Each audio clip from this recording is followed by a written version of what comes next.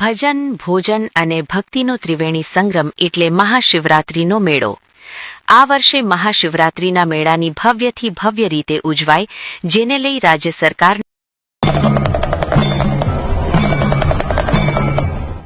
ભજન, ભોજન અને ભક્તિનો ત્રિવેણી સંગમ એટલે મહાશિવરાત્રીનો મેળો।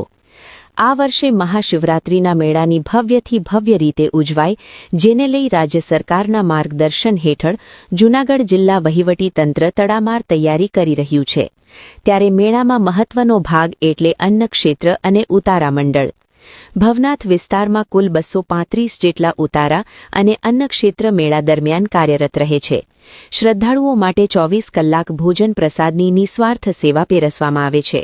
ત્યારે ઉતારા અને અન્નક્ષેત્રના માલ સામાનના વાહનોની એન્ટ્રીને લઈ નિર્ણય કર્યો છે। 11 ફેબ્રુઆરીથી 15 ફેબ્રુઆરી દરમિયાન સવારના 5 થી સવારના 9 વાગ્યા સુધી સંસ્થાના માલ સામાનના વાહનોને એન્ટ્રી આપવામાં આવશે। બીજી તરફ અન્ય માંગણીઓ પણ ઉતારા મંડળની સંતોષવામાં આવી છે। જૂનાગઢમાં પ્રભારી મંત્રી પ્રદ્યુમન વાજા અને સહપ્રભારી મંત્રી કૌશિક વેકરિયાએ બેઠક યોજી હતી, જેમાં નિર્ણય કર્યો છે। જય ગિરનારી।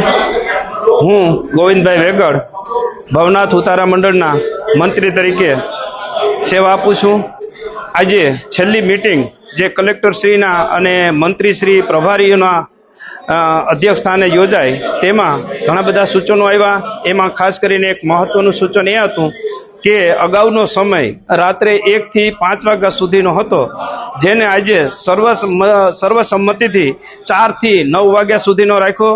તેથી ઉતારા મંડળ ખૂબ ખૂબ તંત્રનો આભાર માને છે અને ખાસ કરીને ઉતારાઓમાં જ્યારે રાશનની ઘટ હોય ત્યારે આવવા જવામાં ખૂબ છે અને આથી તમામ મિત્રોને અમે જાહેર આમંત્રણ આપીએ છીએ। અમે નિસ્વાર્થ સેવા કરીએ છીએ અને નિસ્વાર્થ સેવાને લીધે અન્નક્ષેત્રો સૌ મિત્રોને, યાત્રિકોને અને ભાવિક ભક્તોને ભોજન પ્રસાદ લેવા માટે આમંત્રિત કરે છે અને 24 કલાક અમારું અન્નક્ષેત્ર ચાલતા હોય છે। અમારા અન્નક્ષેત્રો 235ની આસપાસ છે।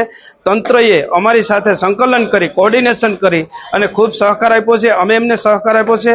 આ ભગવાન શિવનો ભવનો મેળો એટલે ભવનાથનો મેળો, મેળાનો એક મેળે આવે ને મેળે જાય એ પ્રકારનો મેળો છે। તેની અંદર ભાવિક ભક્તોને ભોજન પ્રસાદ આપી અને અમે યાત્રિકો ખૂબ ધન્યતા અનુભવે છે અને ભોજન પ્રસાદ આપનારા સેવકો અમારા રાત દિવસ જોયા વગર સખત મહેનત કરે છે।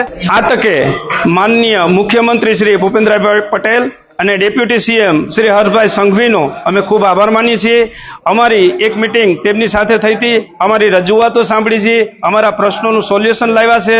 પાણી, ટોયલેટ, સ્વચ્છતા અને પ્લાસ્ટિકનું જે કંઈ અમે ગિરનારની અંદર અભિયાન છે તે પ્લાસ્ટિક મુક્ત ગિરનાર રાખવાનું અભિયાન છે, એની અંદર અમે ખૂબ સાથ સહકાર આપીએ છીએ।